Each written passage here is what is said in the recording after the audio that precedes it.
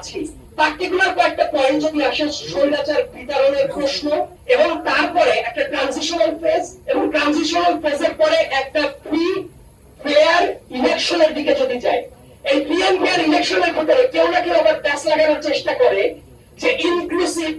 তারা ইনক্লুসিভ মানে মনে করে যে শেখ হাসিনাকে এসে ইলেকশন করতে দেওয়া হবে, দিস মিনস ইনক্লুসিভ। কিন্তু ব্যাপারটা হলো আবার পার্টিসিপেটরি নিয়ে অনেক কথাবার্তা আছে, কিন্তু পার্টিসিপেটরি কোন অ্যাঙ্গেল থেকে? মানুষের অ্যাঙ্গেল থেকে, যারা ভোটার আছে। কিন্তু আমরা যদি মনে করি যে সবাইকে পার্টিসিপেট করতেই দিতে হবে, তাহলে এমন অনেক মানুষ আছে যে পিওরলি তারা হয়তোবা বাংলাদেশে এমন কোন কাজ করেছে যেটা সন্ত্রাস বিরোধী আইনে নিষিদ্ধ।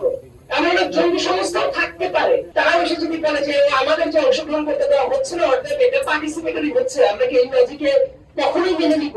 এইটা তো আমরা মানতে যাব না। অতএব জুলাই সনদে আমাদের ভিন্ন মতের অনেক জায়গা আছে, আমিও অনেক সমালোচনা করি, but at the same time আমার কাছে যেটা মনে হচ্ছে, এত দূর যে আলোচনা অগ্রসরটা হবে, আমি আজকে থেকে 6 মাস আগে এই পর্যন্ত আমি আশাবাদী ছিলাম না। আজকের দিনে যতটাই ভিন্ন মত আছে, তারপরেও আমি বলবো যথেষ্ট পরিমাণ অগ্রসর হওয়া গেছে। কিন্তু যেসব বিষয়ে অগ্রসর হওয়া গেছে, সেই ব্যাপারে আমি দেখতে চাই টিভিতে, টক শোতে, পত্রিকার কলামে, আলাপ আলোচনায় সেই আলোচনাটা কতদূর আছে। আমি দেখি যতটা প্রোগ্রেস হয়েছে, সেই আলোচনাটা অনেক জায়গাতেই থাকে না। মানে নৈরাশ্যবাদী আলোচনাতে থাকবে, অনেক ব্যর্থতার জায়গা আছে। সেটার পাশাপাশি অর্জন কতটা, সেটাও যদি আমরা আলোচনা না করি, এটাও একটা আমার মনে হয় যে অন্যায্য আলোচনার দিকে আমরা চলে যাই। এই কথাটা আমি এই জন্যই তুললাম যে ঠিক তার পরবর্তী সময়ে ওই অনেক আগেই কিন্তু একটা লিটও করা হয়েছিল ওই পঞ্চদশ সংশোধনী তত্ত্বাবধায়ক সরকার ব্যবস্থা বাতিলের জন্য, এবং সেটাও আমাদের প্রতিবাদ মজুমদার হাত ধরেই করা ছিল।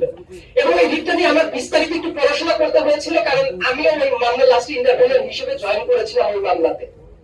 মানে বাংলাদেশের পক্ষে যে কয়েকজন জয়েন করেছিল, তার মধ্যে আমিও জয়েন করেছিলাম। তো ওই জায়গাতে পার্টিকুলার কিছু জায়গা কিন্তু অলরেডি বাতিল হয়ে গেছে, হয়তো না কিছুদিনের ভেতরে একটা কনক্লুসিভ রিমার্কে চলে আসবে। বাংলাদেশের পার্টিকুলার বেসিক কিছু জায়গা আছে, ওই জিনিসগুলো চেঞ্জ করার জন্য গণভোট বাধ্যতামূলক অলরেডি হয়ে গেছে, এবং সেটা সামনে ফার্ম একটা জায়গায় চলে আসবে।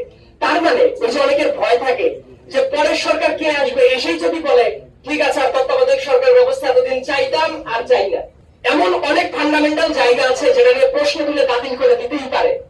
কিন্তু এই কাজগুলো আর করা যাবে না।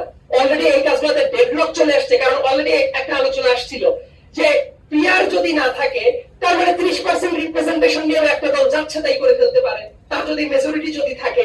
বাট ওই যে পার্টিকুলার কিছু জায়গা আছে যেটা শেখ হাসিনা এসে গণভোটের জায়গাটাও তুলে নিয়েছিল, ওইটা যদি আবার ব্যাক চলে আসে, তার মানে বড় বড় যে সংস্কার যেগুলো আছে, কোন একটা সরকার আসলো এক্সওয়াইজেড হুয়েভার ইট ইজ, আসার পর যদি মনে করে এটা আজকে ছুঁড়ে ফেলবে, ওইটা তারা পারবে না। আলটিমেটলি এটা গণভোটেই যাইতে হবে, এবং গণভোটের মাধ্যমে যদি না আসে, এটা করা যাবে না।